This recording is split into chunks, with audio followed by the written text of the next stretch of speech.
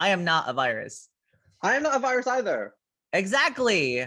We are I not mean, viruses. Neither is our family, our brothers, sisters, mothers, fathers, and our aunts and uncles, and everyone you see who looks like us or similar to us, or is from a place that we call home. We are not viruses. Hi, ladies and gentlemen, and gender non-conforming creatures. It is I, Ryan Lanji, your host of Those Under Queens. And for our finale episode, we have the one and only Rock'em Sakura from season 12 of hi, Drag it's Race. me. Oh my Hi, Angel. How are you? goodness. I'm not as pink. Well, I'm not in drag, but the rest of my scenery is in drag for me. Oh, brilliant. I love it. It's very scrumptious. Lots of confectionery behind you. Where are you Oh calling in yeah. from? I'm calling in from LA. I recently just moved to LA. And I'm in my like brand new studio apartment where I finally have room to work. I came from San Francisco where everything was like a shoebox. I was basically having sex underneath my garments. So Really? yeah, now I have sex next to them. Well, I'm glad you're having sex because I that's just can't. I fantastic. can't do it without looking at a sequin top. It never get to But completion. You know? sometimes that like abrasiveness of the texture is really good. So like Yeah, I yeah. get that. Yeah, it's I have that like stimulatory thing, Oh stimulatory yeah, kink. that's I just like textures. yeah, exactly. Like ASMR, but tactile during sex all the time, in and around my mouth. Exactly. Tweet always gives me a semi. Anyways, we digress. We are here to talk about the finale episode of RuPaul's Drag Race season 2. First of all, I am so excited to have you on here. You're one of my favorite queens from season 12. Oh, thank you. But I'm not the favorite, is No, from what I've well, come to understand from that statement. to be honest with you, and like not to try to divert the pointed nature of that comment, is the fact that like I you left way too soon, according to me. So I could fall more in love with you, but you had me hooked when you were in the promo videos, and you're like, "Am I Japanese? Is it cultural appropriation? We'll never know."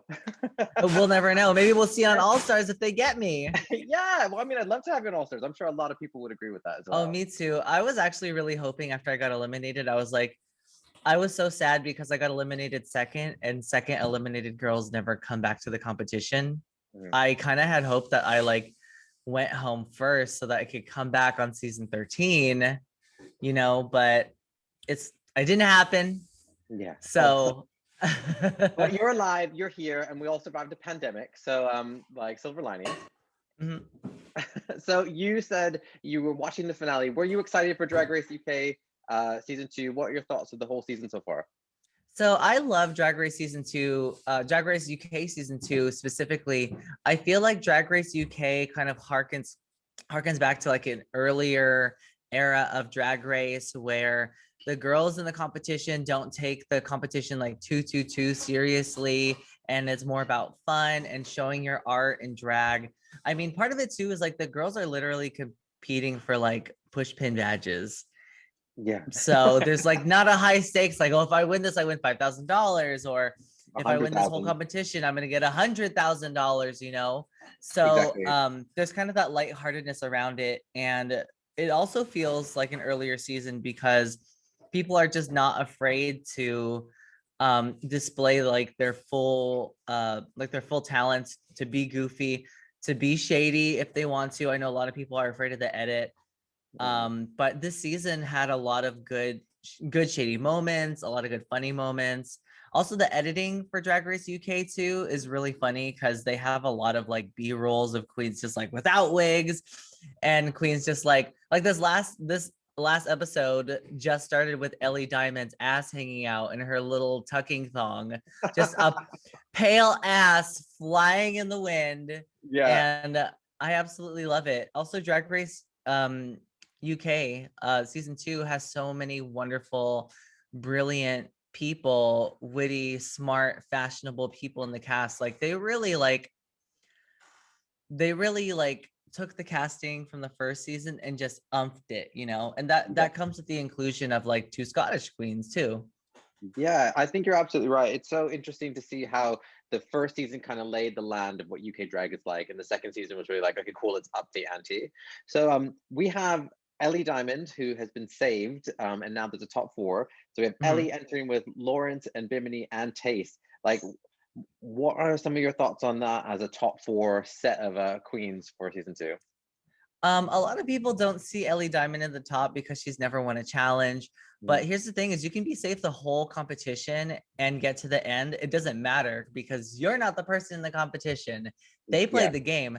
They made it there, and Rue made the decision to put them in the top four. So I say congrats to Ellie Diamond for making it to top four. Do I see their drag as high caliber enough to be top four? Absolutely. Her Mhm, makeup is impeccable. She's really funny. Maybe not in like a comedy challenge sort of sense. You mhm. know what I mean? Maybe not in like an organized, funny sort of sense, but she's Yeah. funny. But there's Um, humor that comes with age. So like when like one of the things that baffled me was when I found out that Lawrence was actually only 24, and I was like, I this is know she has the sense of humor of a 64-year-old woman who's been through a yeah lot. yeah. I was like, has a sense of humor, a much older woman. But it And is true. you know what happens is bullying ages you mentally. Mm, A couple of years, like bullying, being gay, and kind of like being ostracized from the community, or like like that kind of like ages you mentally and forces you into like this sort of maturity, which is why a lot of gay people identify with these like older Hollywood dames, yeah, so so I feel true. like that's part of what Lawrence is she's been forced to like grow mentally and turn into this mature person, which has also helped her comedy and her drag. Yeah, I think that's a very astute observation. Like I personally went through a lot of bullying when I was in high school, and I didn't even realize that it was bullying. It was just I had such a, a veneer of like courage and bravery that I didn't even realize that I was hurt. And only now when I look back, I'm like, actually, that's really fucking mean. Did you Oh yeah, experience I was bullying when you were bullied a younger? lot. Oh, I was bullied a lot when I was younger, and I didn't freaking notice it because I was that anime kid who was Yeah. just like, let's play Yu-Gi-Oh cards, Naruto run. So I was bullied, but I was oblivious. Mm. So I was it helped with oblivious. my comedy a little bit because Yeah. I'm just used to people laughing at me. Yeah, I find that my wit always enters the room quite like effortlessly, and I like it's as I can quickly cut someone down or make someone feel included, but it's all because of the fact that I realized that by being that tension and being that glue, kept me in the room, and I was never no one noticed me as someone to be made fun of or to make fun of or ostracized. Yeah, so it's Exactly. yeah, yeah. So we have Taste and Bimini who are our fashion queens at the top as well. Like, what are your thoughts on them for the over the season? I love Taste, and I am 100%, 3,000%, 1,000,000% Team Bimini. I've been Team Bimini ever since um the announcement. Hmm. And I was just like, who is this person? They look so interesting. They sound so interesting, very British from Yeah. from a Queen's perspective from the US. Bimini is very much like a British person. Mm. So going like to her Instagram and also just like seeing her in like these club settings and just like this very much like I don't give a fuck what you think sort of fashion sense and the way they Yeah. present, and the non-binariness of it all, just like completely absolutely love them throughout the season. So exciting to see Bimini grow from being in the bottom two to going straight to the top. Only one other queen has ever gone from lip syncing the first episode to being in the top four before, and that was Darian Lake on season 6. Yeah. So this is only the second time it's happened to see this kind of progression, and it's such a good story arc to have.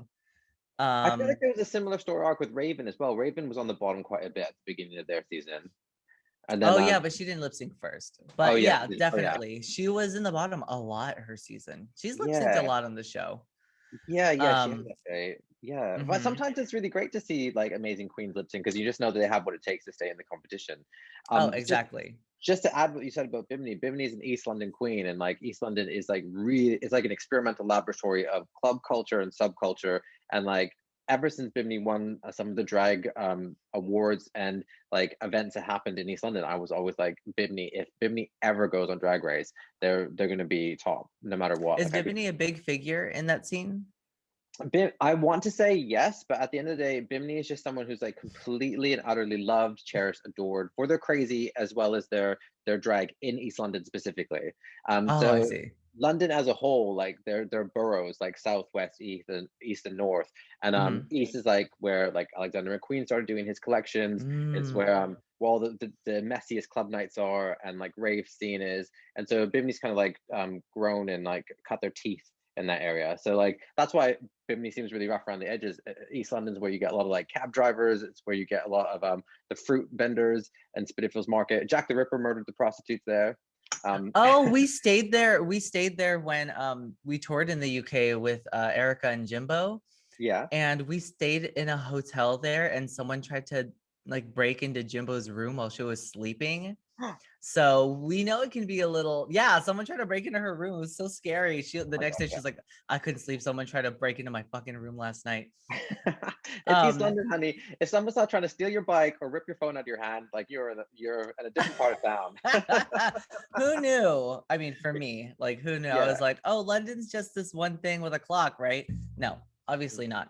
Yeah, no, I do want to talk a bit about Taste, because Taste is also from London, correct? Yeah. Taste is a London queen as well, but was representing Wales and Newport. Oh, I see. So Taste getting to the top fits with my fantasy. Was it? Taste has always been like such a beautiful, lovely, like she does drag, she does like the visual form of drag really, really well. I know that some of her outfits on the season like kind of lack attention to detail, but the way that she presents and performs, like especially like it's been so great to see her in the bottom 4 times. I know that's so sad to say, but it's been so great to see her lip sync 4 times, because her ability to perform is exactly why she's on the show. Also too, the bitch can fucking paint. She has painted the house down every single time. You know, seeing her in confessionals and then seeing her like in the final finished product is such a stark difference. Maybe not fashion wise, because like you could slap a wig onto boy Taste and then it'd still be like a runway look for her, but such a big transformation in drag, you know. Yeah, exactly. I think Taste is just like a stunning queen. She definitely comes to life whenever she's in a lip sync. Like she just becomes this sort of Harlem movie star that you just cannot rip your eyes off of. And I think Chase was lacking maybe some like personality or facets, like when it was coming to like being themselves. I know the judges said that quite a bit in the episodes. They were like, Chase is really good at being someone else, but Chase is like not really in their own body and in their own personality. Do you think that's true? Do you think that happens? Does that take time to happen for a queen, or is that something that you can learn? So it is something that you can learn, and something that does take a while too, especially if you focus on the visual aesthetic of drag first. Yeah. I think that Taste does have a very I think Taste's personality does come across in her time on the show, especially with confessionals and behind the scenes. But when she's in Taste, she's in performer mode. I honestly don't think that it's necessary for you to have that kind of personable like personality whenever you're in drag, because you're a performer. They gave Ben de la Creme the same critiques when she was on season 6, that they weren't seeing the real Ben de la Creme. But Ben de la Creme, the performer, Ben de la Creme, the creation, is a poised, composed, like quirky character on the runway, just like Taste is like a very not stoic, but like a gorgeous supermodel, you know, like posing for the gods every time they're on the runway. I can understand wanting to show vulnerability, but I mean, I understand vulnerability, but one of the things of the show that has never really made sense to me is why your vulnerability is an essential in the competition, especially when you're telling the queens to be so strong every single time, you know. I think I mean, there's this it's like strength from vulnerability, but I get that. Yeah, I just think there's an access point, like whether it be for the judges or for the audience, that like they feel like they get to know you and who you are. And I think that we as society probably are very conditioned to see pretty people and think that they're mean or they're quiet or they don't want to get to know us. So I think when there's a moment where they, I don't know, just make a joke or like be a bit messy, as we call it, like we feel like there's relatability. And I think that Chase has relatability in like abundance in the confessionals. I just think when Chase is on stage, it's just like pure stardom. I couldn't. Well, this brings us, I guess, to the actual performance. Like, when they were doing their final performances, I literally could not even blink. I was staring at Chase so hard. What were your thoughts on some of the performances? Oh, the performances were so good. Obviously, yes, Taste stole the show with this performance. It didn't help that like the backing track was like all bass and it was very loud and like it was kind of hard to understand the lyrics for most of the people. I think there was a sync issue as well. As when it started, I was like, it's not in sync. I think they slapped the track on the edit. Oh, that makes sense. Yeah. Yeah, because I was watching it and I was like, wait, I've never seen a season of Drag Race where like the sync was off, but like I've watched it back a couple times and I was like, it wasn't just me and it wasn't just my internet.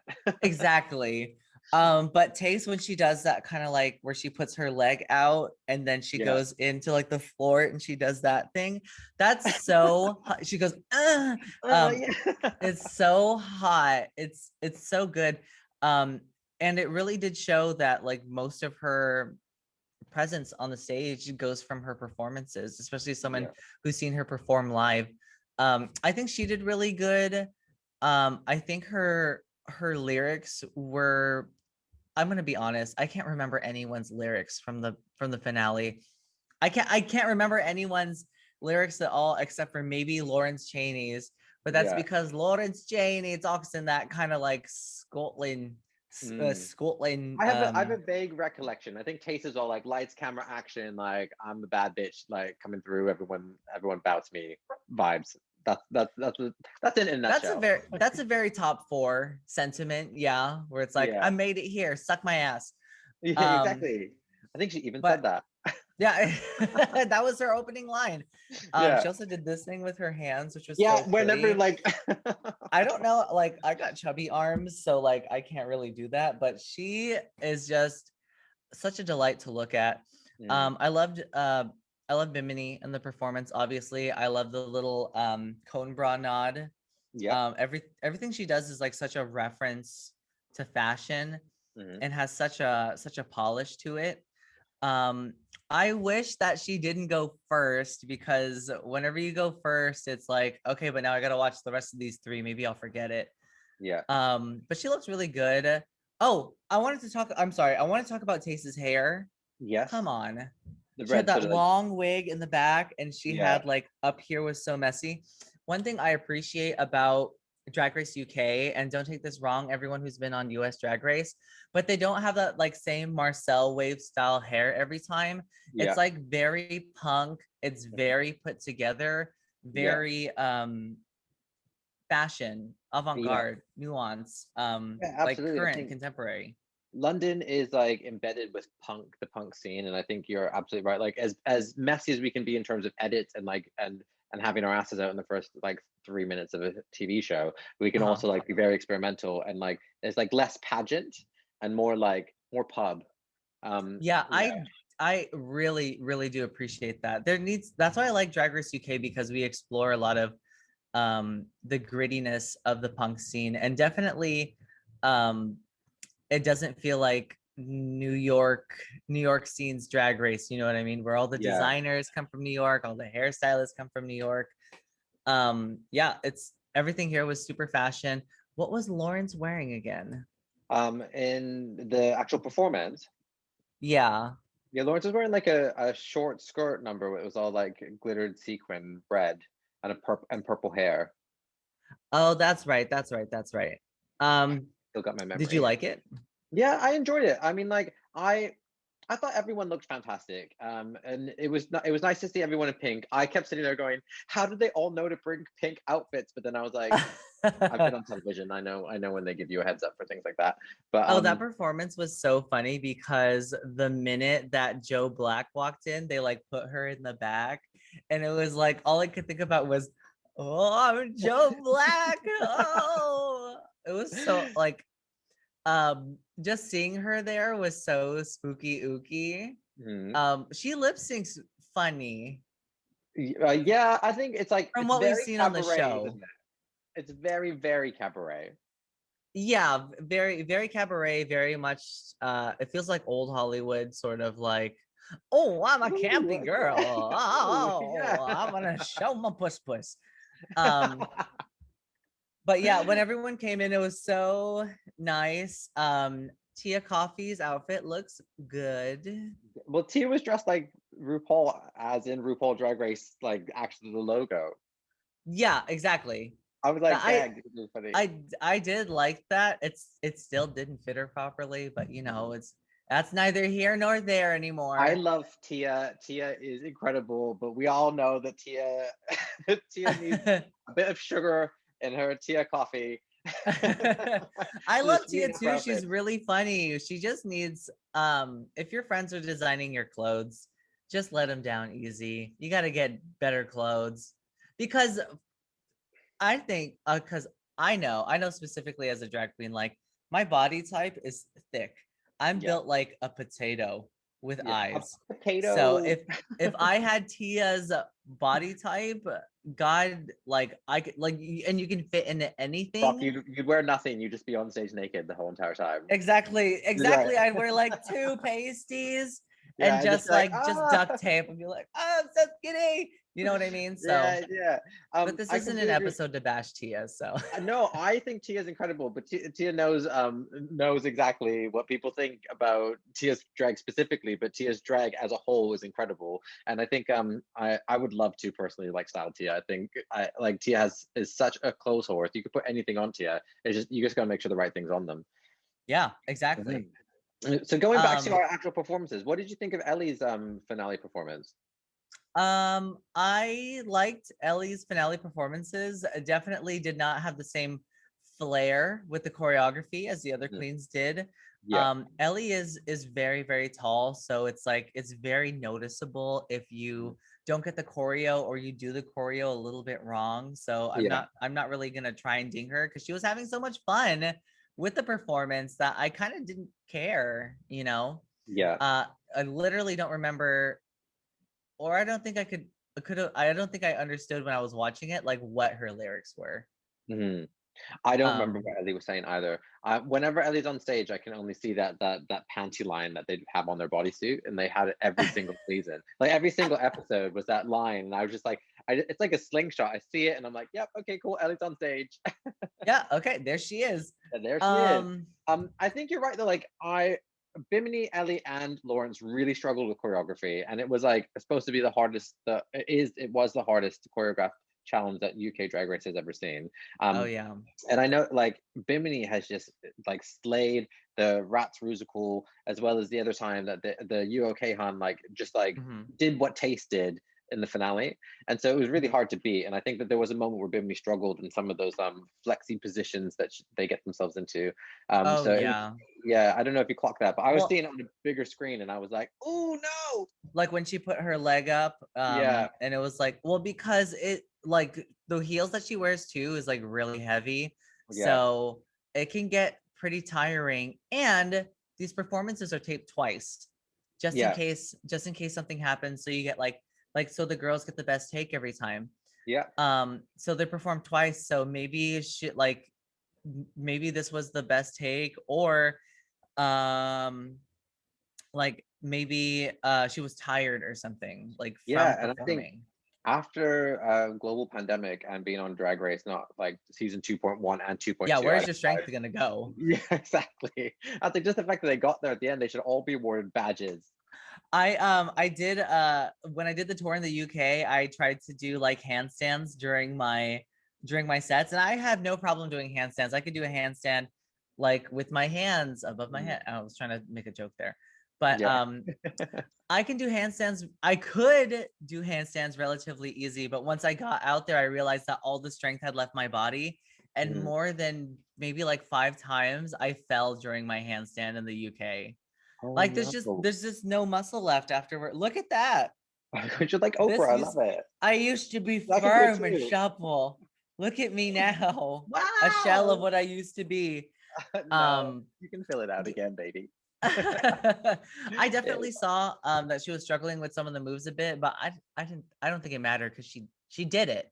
Yeah, well, the whole entire nation was just like backing Bimini. Like, so at the end of the day, no matter what was in that can, like, and was being edited and put out for us to see, like, I'm pretty sure the whole world was sitting there as Team Bimini. It was that going into the episode. It wasn't hers to win, it was hers to lose. Like, Yeah. it's mad.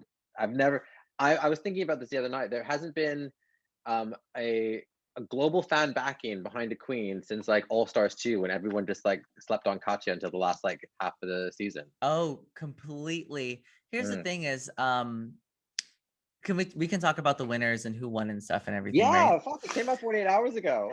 Okay, so this season is the perfect recipe for a good, memorable season. Mm. Lovable, likable, well-rounded cast.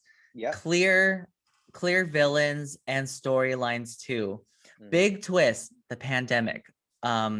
Miss Green goes home.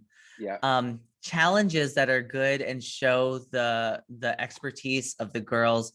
Lots of mini challenges that are so fun and interesting. A great top three, Yeah. great top four, great top three. Mhm. um Robbery in the top 5 slot is a very important, it's a very important ingredient for a good season, Yeah. like Ben de la Creme, Yeah. Katya. Mhm. Like the fan favorite always goes home 5th. What was the last one? Did Heidi go home 5th? Yes. Yeah, I believe so as well. Yeah. Heidi. So the fan favorite or the lovable person going home, a lot of people did like Ahura. She was a good narrator for the season. Mm. And then the final sprinkling on top of a whole good season is a good winner, but a big robbery, Yeah. you know? Yeah.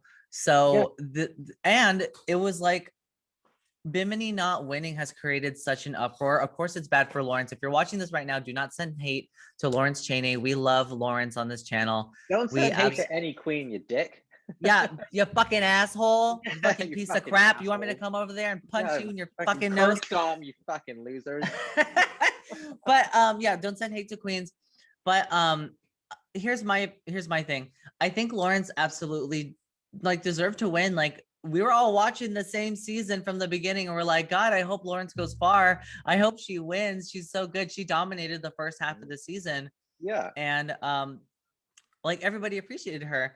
But as soon as we came back and then Bimini started coming in and we had that dialogue with Ginny Lemon and Yeah. they discussed how they're non-binary and that representation really matters. We started to think about different aspects of representation and see their art grow. The whole world was behind Bimini. Mm-hmm. So the show or RuPaul picking Lawrence Chaney, regardless of whether or not it's for like production, whatever, for like Yeah. producing the show, like one, Lawrence deserved to win, but two, it made for such a good finale because everyone was gagged. Yeah.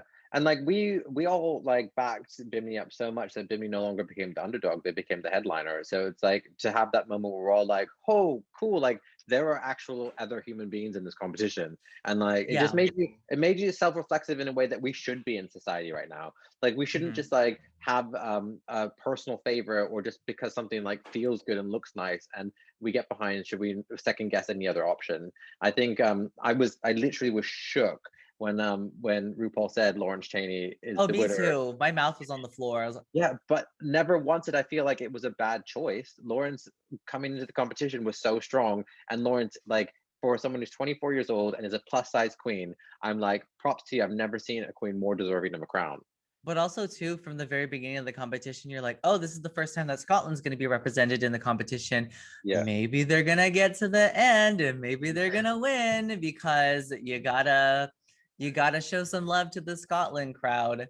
yeah, absolutely. I think it's important. I mean, like I remember all of the press and um, intensity from society during the Scottish referendum and stuff like that. There's always this tension between England versus Scotland and like and whether or Yeah, not there's integration. And I was like, maybe RuPaul is bringing together two nations. exactly. That's what she's trying. That was her whole point. RuPaul's Drag Yes, Race, yes, bringing nations together. absolutely. I think that's so Um, true. You articulated, I guess, the entire raison d'etre of season 2. Like, yes, you can look at it from a production perspective and be like, cool, this is how to make an amazing RuPaul casserole. But at the end of the day, like it is exactly what we wanted and didn't know we needed. And it's like it's a beautiful season coming together where every queen on that show is deserving of their popularity and their moments of success. exactly. Yeah. Was I mad that Tia Coffee made it? Bring her up again. made it as far as she did? No, because she was so fun to watch every time. And then just by the end of it, she's like, I know it's bad. Just, I know. Do I need to get Tia on the phone so you can like have a word? Yes, I would love to have a word with Tia. Yeah. Tia, your codes are bad. No, but I absolutely love this season. And here's the thing. If they do an international all-stars eventually or include girls from other seasons from other countries, I don't think they're going to include Thailand because they don't like Thailand for some reason. Yeah, But that was Drag Race Thailand was like the second island in Jurassic Park where they like made the dinosaurs and then brought them over to the amusement park. Like exactly. yeah, it's Did like you no watch one Drag Race goes. Thailand though? Yeah, I did watch Drag Race Thailand, and It I was watched the really good. If you guys are looking for something to watch after Drag Race UK season 2, please quick go here. watch Drag Race Thailand, especially Drag Race Thailand season 2 when they get everything together. You'll be really surprised by the art. And if you like me, you like chaos. And that Yeah, season is very chaotic. Is very, very there's a woman on fire. On fire. Um, yeah, a lady sets herself on fire that is on the mad. runway. I'm into it. Like I think someone said to me once, like I asked them if they watched Drag Race Holland, and someone's like, "Oh, I don't really want to read my Drag Race," and I was like, "That is like the dumbest thing anyone has ever said to That's me." when you look at someone in the eye and you go, does that mean you fucking watch your anime without subtitles? You watch it dubbed? You piece of Exactly. crap. Who is You- doing that? Um, but yeah, I loved this season. I love Bimini. And getting back to my point, if yeah, we do an international version, she could actually win money and real prizes. You know what I'm yeah. saying? Like, I'm not saying that Lawrence Chaney basically won the same prize that I got because I have a show on Wow Presents Plus, the Rock'em Sakura Superhero Sitting Spectacular Which I on Wow love. Presents Plus, and I went home second. You know, I'm not saying we got the same prize Yeah. and won the same amount of money from the show, but we did. So if Bimini gets Well, I on mean, international, who are we kidding here, babe? Like, I went on a show about making flower sculptures, and my prize was to make another sculpture. Like, they said I because didn't you even get won, a you get fucking to TV work. show. Say again. They said, congratulations, you did all this hard work and Yeah, spend all your time. Now you get to be on the clock. yeah, exactly. Now they're like, you're gonna make another sculpture for half the amount of time during a pandemic in Kew Gardens. It could have Great. been worse. You could have won a plant. Actually, I much would have preferred a plant. Um, Like, at but least it's but souvenir. like if she gets on international all stars, she could win some money and like like $100,000. And we all deserve more Bimini, which means that we get to see her in some capacity again. Yes, So Rock. that's what I'm excited I for. think you are absolutely right. I think like if someone is going to wear that crown and be a beautiful and hilarious representative for Drag Race in the UK, it is Lauren Chaney, hands down. Like Oh yeah. I'm sure Taste would look stunning in it, but I think Taste cannot lip sync in a crown, and Bimini Mhm. is deserving of so many other looks and styles and banter. So I think the way that it's ended up is like exactly how it should have. You're Yeah, right. I think Is so there too. anything else that gooped you this season? Like I know that the RuPaul asked them to tell, even though British people don't like doing it, to like toot their own horn and talk about why they deserve the crown. What were your thoughts on each queen's I guess speech or bid for themselves? I was waiting for RuPaul to like pull out like a tube and then go and then like shoot them with a dart so that they would start crying because no one started crying during any of their speeches. Yeah. And usually during a finale, like the girls are like, I have to seeing my 2-year-old self there, I'm just like, you need to learn how to fight with a knife when you possibly can't, because there will come a time where you'll need to stab someone in the face. Like they started just crying, and it's good for TV. I was like, I can, when you can see the Emmys in RuPaul's Yeah. eyes. Yeah. So like I was like, Yeah. You're when like, are this they is gonna cry? This is the one. But like I no one cried. I genuinely, thought that was really interesting. I would give anything to see Rock'em Sakura's Drag Race because that would be fucking mad. Oh my God, if we did Drag Race, it would be like, okay, first off, everyone's welcome. Everyone Yeah. who does drag is welcome. Kings, and just like every body of person is welcome in Rock'em Sakura's Drag Race. Secondly, Mhm. everyone is equipped with a poison capsule in in their back molar. So if they want out, they can just bite it. You know what I mean? Yeah, take time. Um, I meant they have a way accidentally out. bite my tongue. And third is that the studio is always on fire, Yeah, constantly. yeah, Yeah. great. Yeah, it's like nothing gives you the heat of a competition like a Yeah. burning building. Can you feel the heat of the competition? Not anymore. I don't think any of these nerves work. Yeah, exactly. I honestly like it's so refreshing to hear you talk about it because not only are you speaking about a completely different culture of drag race from a very like curious perspective, but like you Mhm. kind of get it, which is really nice. And that's the reason I've been hosting this show on my Instagram and YouTube is because like I think it's so important to have that like slightly left of center perspective, especially Mhm. of UK drag race, because like you said, even the season 12 queens and season 13 queens as we're watching now in America are looking back at drag race as like a template and an architecture to either Yeah. that needs to agree or disagree, and then it's conspiracy or it's produced, and it's like actually it can just be fun and it can be great because everyone's a winner. Exactly. Yeah. Well, I mean, drag race is fun. And when we start to not make it fun, that's when it gets too serious, you know? Yeah.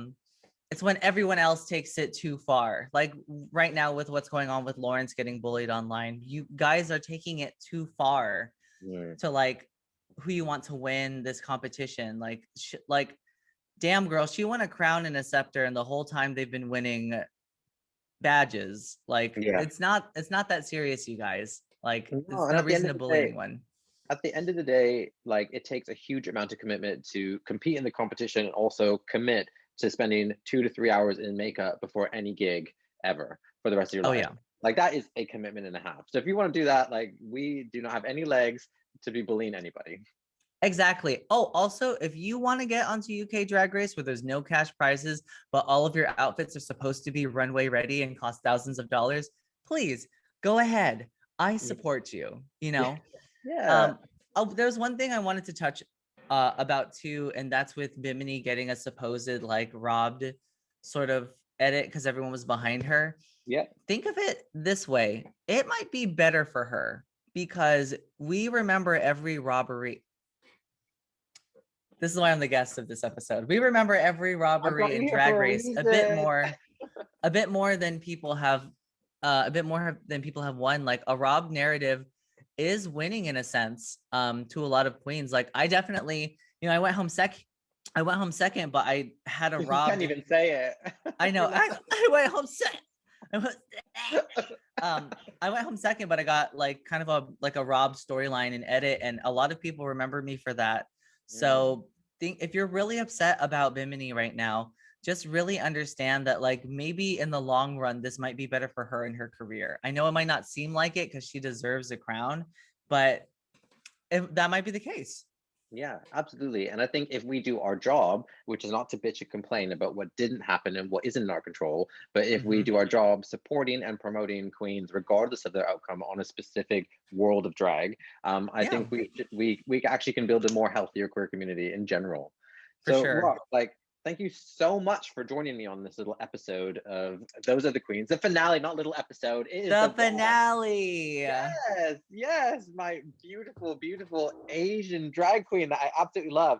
Speaking of that, I just wanted to get a quick little soundbite from you about this Asian hate that we've been seeing in America, which is now rippling into the UK. I know that you made a statement a couple of days ago, and I just want to get I just want to hear from you how it's affecting everyone there. Well, definitely here in the US, we've been seeing like a huge spike in violence towards the Mm, Asian Pacific Islander and just Asian in general community. People, especially now with like raised tensions, people are blaming the Asian community for the mm, pandemic. They're like we're being treated like a virus right now. yeah, It's really important that we all take into perspective right now. We need to stop Asian hate. We need to stop the stigma of Asian American people being dirty or being a virus. Like I am not a virus. I am not a virus. I am not a virus either. Exactly. We are I not mean, viruses. Neither is our family, our brothers, sisters, mothers, fathers, and our aunts and uncles, and everyone you see who looks like us or similar to us, or is from a place that we call home. We are not viruses. And I really want you guys to really just understand that we are people and our community is in trouble, and our like our well-being depends on you guys to help us with our safety. It requires the LGBT like the LGBT community, the drag race community, you know, like Yeah. every other community. You guys need to keep us safe.